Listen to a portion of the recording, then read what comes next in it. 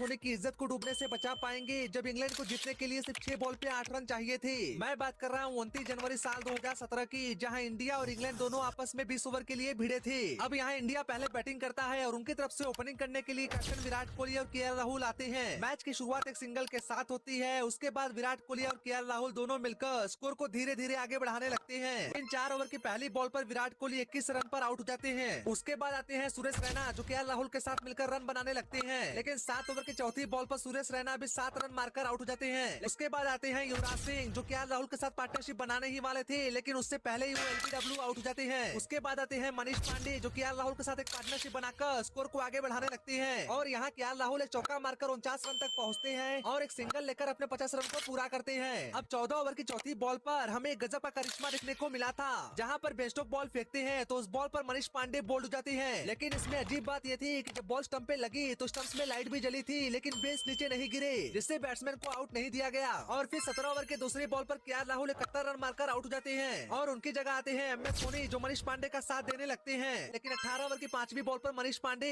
30 run मारकर bold हो जाते हैं। और फिर आते हैं हार्दिक पांड्या, जिनके साथ अलग ही कांड हो जाता है। अब यह हार्दिक पांड्या बॉल को बिल्कुल सामने की तरफ मारते हैं, जहाँ पर बॉल सीधे नॉन स्ट्राइक के स्टंप पे जाके लगती है। उसके बाद बॉलिंग कर रहे जॉर्डन के हाथों में जाती है। अब यह नॉन स्ट्राइक से एमएस धोनी भाग चुके थे, तो हार्दिक पांड्या को भी रन भागना पड़ा, लेकिन वो आउट हो जाते हैं। उसके बाद आते हैं अमित मिश्रा, जो एमएस धोनी के 2 रन भागने के चक्कर में रन आउट हो जाते हैं। 20 ओवर की आखिरी बॉल पर स्ट्राइक पर थे एमएस धोनी, जिन्होंने हार्दिक पांड्या और अमित मिश्रा को रन आउट करवाया था। अब आखिरी बॉल पर यहाँ एमएस धोनी बोल्ड हो जाते हैं, जिससे भारत का टोटल स्कोर 144 रन बनता है। अब यहाँ इंग्लैंड को 120 बॉल पे 145 रन चाहिए थे, तो उनकी तरफ से ओपनिंग करने के लिए जैसन रॉय और सैम बिलिंग्स आते हैं। मैच की शुरुआत यहाँ एक डॉट बॉल के साथ होती है और दूसरे ओवर में हमें पहली बाउंड्री देखने को मिलती है, लेकिन 3 ओवर की पहली बॉल पर सैम बिलिंग 12 रन मारकर कैच आउट हो जाते हैं। उसके बाद आते हैं जो रूट, जो जैसन रॉय के साथ पार्टनरशिप बनाने ही वाले थे कि अगली बॉल पर जैसन रॉय भी 10 रन मारकर आउट हो जाते हैं और उनकी जगह आते हैं कैप्टन इन मॉर्गन। अब अगली बॉल आशीष नेहरा की हैट्रिक बॉल थी, तो बैट्समैन बॉल को मारने की कोशिश भी नहीं करता है। इन 10 ओवर की पहली बॉल पर यॉन मॉर्गन 17 रन मारकर आउट हो जाते हैं और उनकी जगह आते हैं बेन स्टोक, जो जो रूट के साथ मिलकर रन बनाने लगते हैं। लेकिन 16 ओवर की पांचवी बॉल पर बेन स्टोक 38 रन मारकर एलबीडब्ल्यू आउट हो जाते हैं। उसके बाद आते हैं विकेट कीपर जॉस बटलर, जो जो रूट के साथ मिलकर टारगेट को चेस करने लगते हैं और फाइनली ये मैच जाता है आखिरी ओवर में, जहां इंग्लैंड को 6 बॉल पे 8 रन चाहिए थे और भारत की तरफ से बॉलिंग करने के लिए आते हैं जसप्रीत बुमराह। अब देखो यहाँ पहली बॉल पर बुमराह जो रूट को 38 रन पर एलबीडब्ल्यू आउट करते हैं, तो उनकी जगह आते हैं मोइन अली, जो अगली बॉल पर एक सिंगल भागकर स्ट्राइक जॉस बटलर को देते हैं। तीसरी बॉल को जॉस बटलर मिस कर देते हैं। चौथी बॉल पर बुमराह जॉस बटलर को 15 रन पर बोल्ड करते हैं। उसके बाद आते हैं क्रिस जॉर्डन, जो 5वीं बॉल पर बॉल को मिस करते हैं, लेकिन फिर भी 1 रन भागते हैं। वीडियो लाइक करना, चैनल को सब्सक्राइब करना और कमेंट में उस प्लेयर का नाम लिखना जो 25 बॉल पे 100 रन मार सकता है। अब बुमराह के आखिरी बॉल को बैट्समैन मार भी नहीं पाता है।